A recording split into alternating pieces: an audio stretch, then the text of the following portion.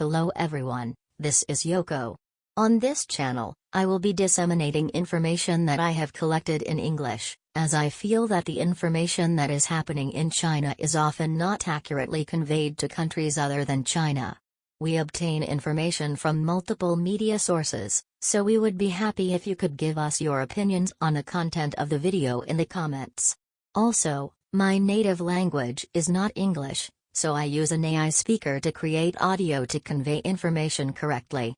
If you like it, please subscribe to the channel and support us. This is a continuation of yesterday's video. Evergrande Group filed for Chapter 15 bankruptcy in the United States. Once the application for Chapter 15 bankruptcy is approved, a large-scale restructuring will be carried out as part of corporate restructuring activities. Retrenchment can increase the chances of a company's survival. If things continue as they are now, it is certain that Evergrande Group will go bankrupt, so it appears that the company deliberately filed for Chapter 15 bankruptcy in order to reorganize the company so that it might be able to survive. In parallel, information about the personal movements of the head of Evergrande Group is emerging. The Evergrande Group will no longer be able to continue as it is. It is thought that they are betting on the possibility of restructuring and being reborn in order to rebuild the company. Meanwhile, there is information that the head of Evergrande Group recently divorced his wife. Chinese managers own a lot of stock in their own companies, but there are many cases where they use the stocks as collateral and personally borrow money to invest in the company. Especially when there is a management crisis, there are many cases of injecting funds. However, if the financial crisis continues after that, the company's stock price will continue to decline. Those who have borrowed money by pledging the company's stock as collateral will be in a state of non-collateralization. In short, you will have a huge debt that you cannot repay personally. I think it will be possible to reach a settlement with the creditor and have the debt waived or the payment postponed, but given the history so far, it will probably be a settlement. If we could reconcile, we would have already done so. I think it will be either a major restructuring or a liquidation. Then the head of the company has to deal with personal debts. With a fairly high probability, personal assets can also be taken by creditors.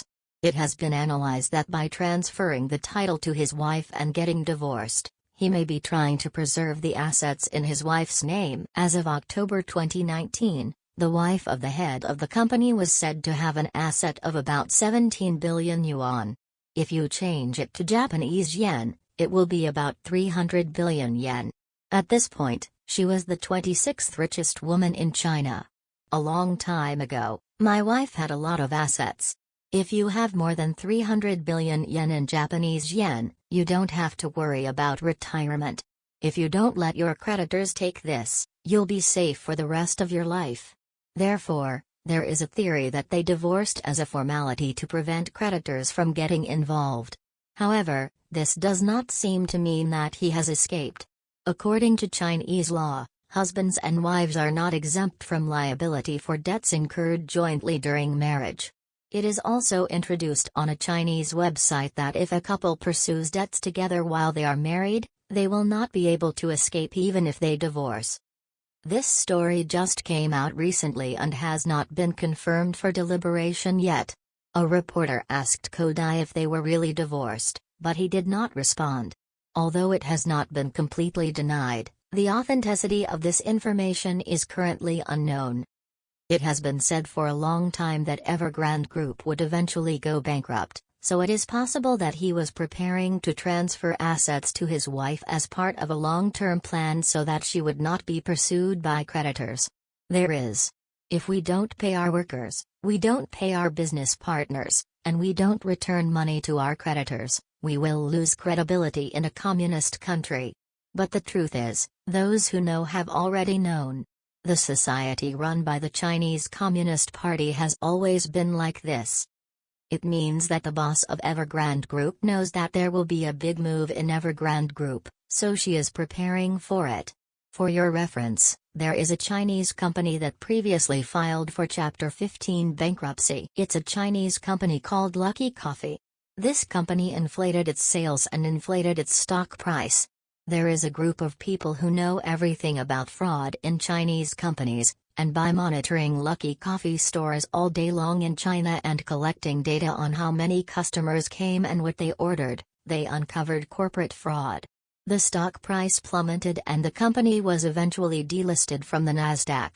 In fact, Lucky Coffee has also filed for Chapter 15 bankruptcy protection.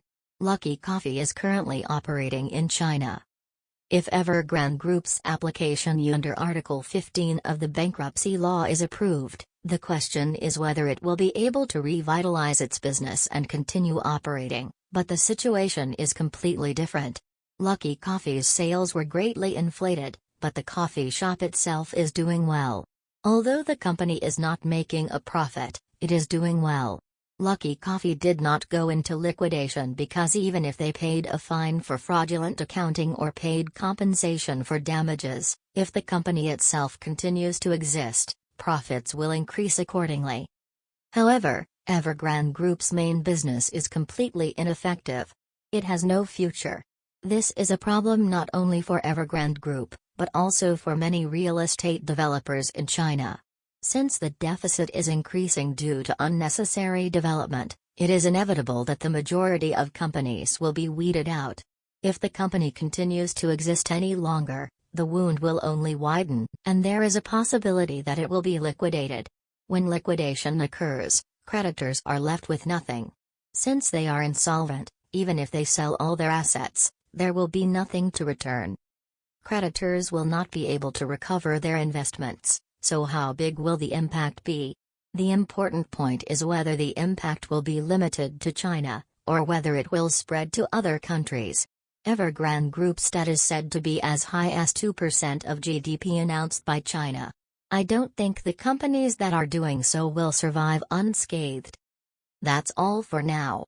See you next time.